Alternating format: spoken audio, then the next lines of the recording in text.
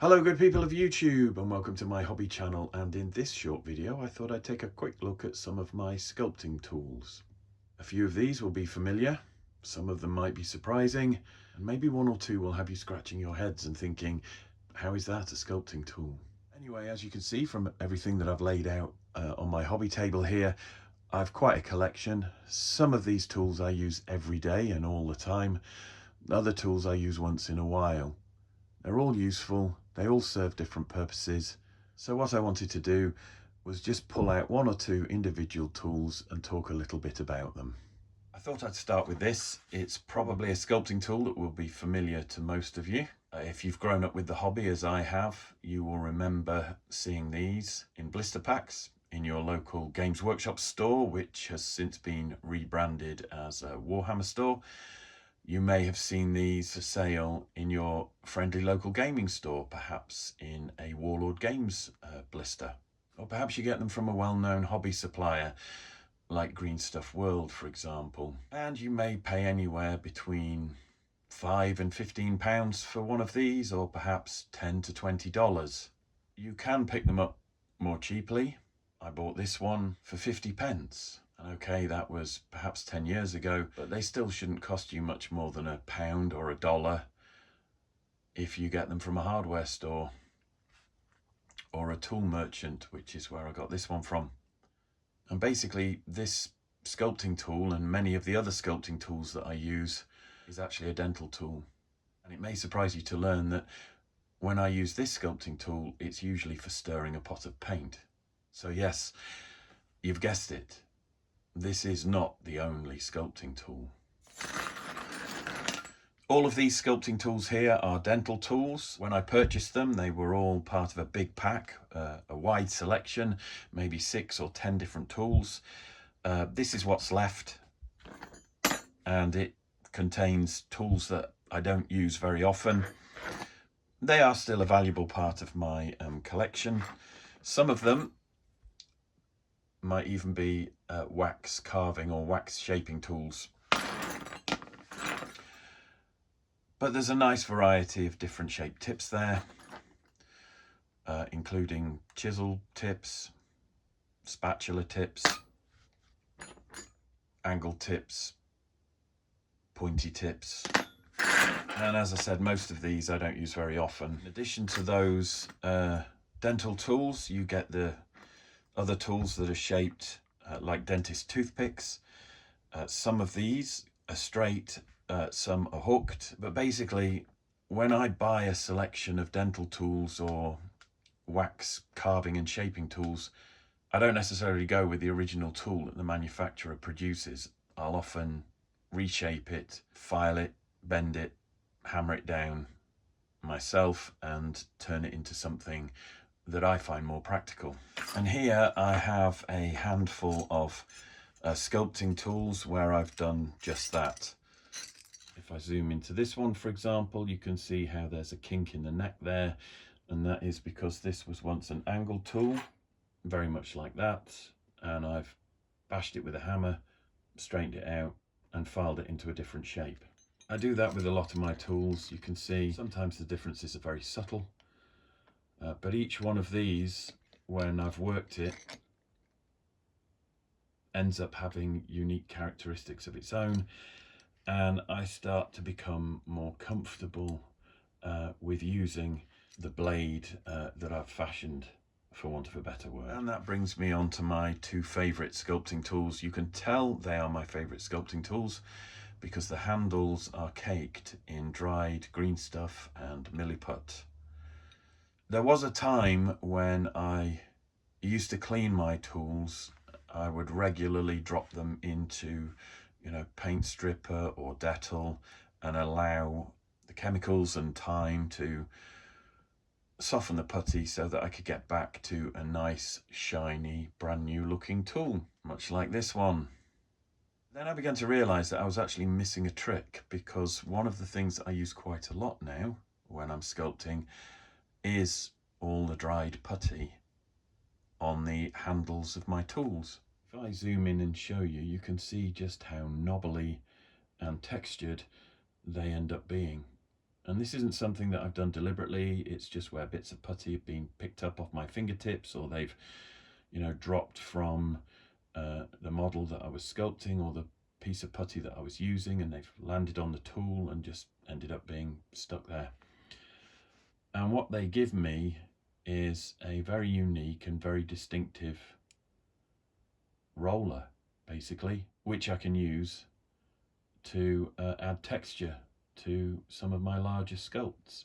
So I've had these two sculpting tools for at least 20 years now, and these are my two favorite go-to dental tools that I use when sculpting anything, basically. And silly as it may sound, I think I'd probably be lost without them. Another tool that I use quite a lot, as you can see from the state of the handles on these, are my clay shapers. These are sometimes known as silicone brushes, and the different colour tip, I think, denotes different firmness. So the white is quite soft, the grey is a medium, and the black is fairly rigid. The tips on these are conical, but you can also get clay shapers that have wedge-shaped tips, and you can also get smaller silicone brushes or silicone clay shapers here, again with a variety of different tips. And if you look at the putty around the handles, you can see which of those I tend to use more often. And these are extremely good for creating gentle impressions and smoothing down the surface of the miniature that you're working on. I do have one or two other extraordinary or unique shapers that I use from time to time, and basically I'm not afraid to experiment, but I will gravitate towards those tools that I find work the best for me. Another useful tool is a ball stylus. That's basically anything that has a kind of bobble on the end like that.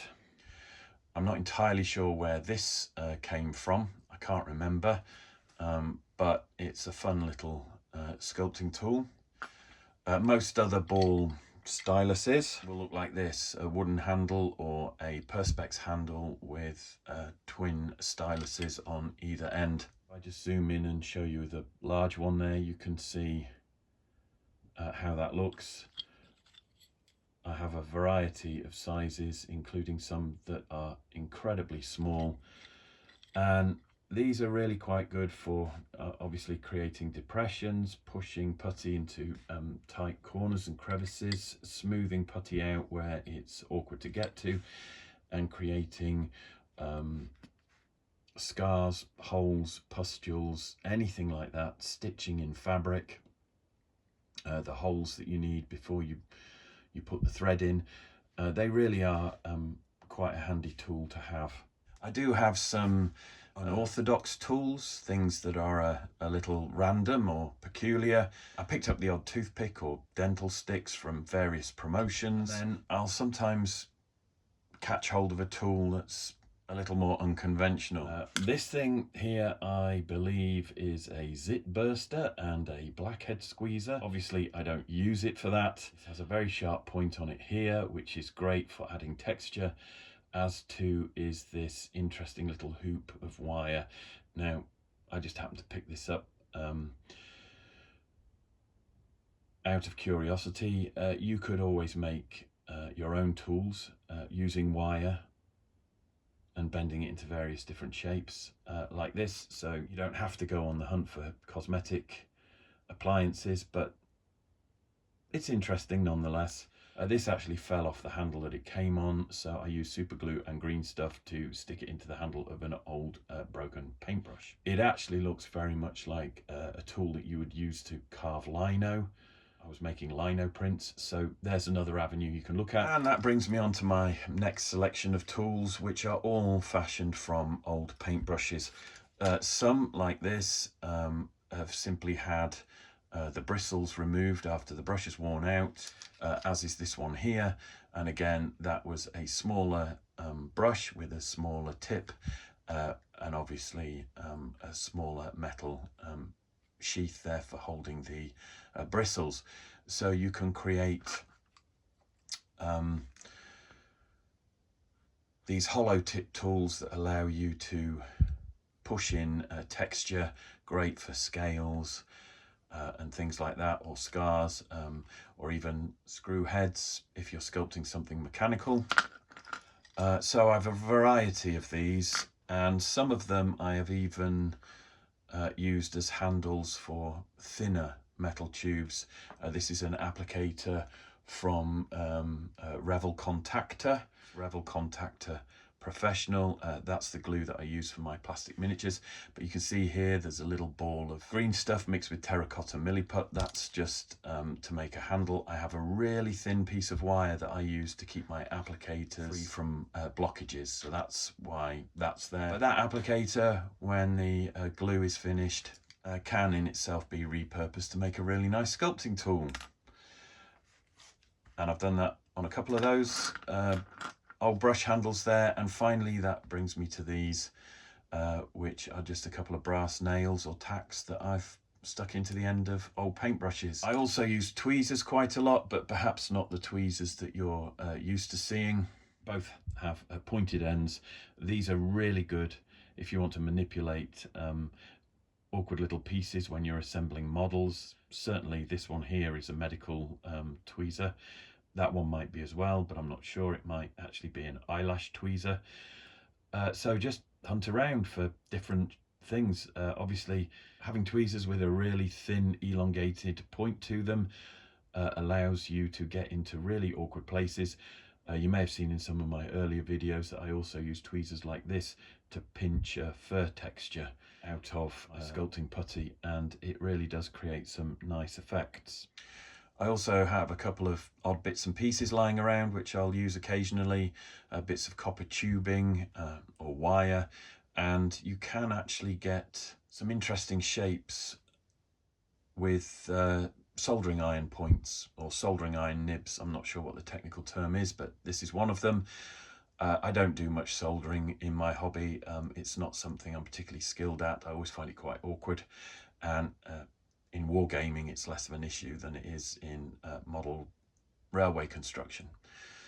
So I have a bag full of these somewhere, and occasionally I'll dip in and have a go at using one as a sculpting tool. So if you're sculpting larger scale stuff, then you can use brass rods and brass tubing like this stuff here. I don't know if you can see, you know, this has a hollow end. You can cut bits off, you can use pliers and things to reshape that. You can make random shapes like scales. So that's always handy. It doesn't have to be brass, it could be plastic. That's easier to fashion. Don't be afraid to experiment. Although I don't sculpt directly with things like twist drills, they are useful to have because as you're sculpting, you may leave your miniature to dry, and then you might want to come back and work it again. Sometimes you have to add bits to a miniature or drill bits out. So yeah, twist drills are always good for that. Green stuff on its own will tend to tear when it's cured if you're trying to drill it or file it, and that's why I mix my green stuff with milliput. Milliput is much easier to machine and tool and work after it's cured, and by mixing the two together you get the benefit of both characteristics from both those putties. I've got a variety of metal files and needle files. You can even use flexible emery boards. You can see here I've sanded dry milliput and green stuff with this one. Nice thing about this is it's very fine and it's flexible, so that's always good for working some of your sculpting back after it's hardened if you need to add to it. Occasionally I will actually use a file like this to sculpt with if I want to push that kind of texture into the green stuff or the milliput while I'm working it. It's really good for creating the impression of things like Hessian or woven fabric, and these are really good tools to have close at hand. This is something that I use to keep my tools clean, a plastic container with some sponge in. When I'm sculpting, I will soak that sponge in water. That's really good for cleaning the tips of your sculpting tools whilst you're sculpting. It's also really good for keeping them damp, because damp sculpting tools will not stick to the putty that you're sculpting with. I know some people like to use emollient creams, Vaseline. Now Vaseline is oil-based, not water-based, so it comes with a caveat. Just to be careful, any kind of lubricant or any kind of moisture can and probably will stop your putty from sticking to itself.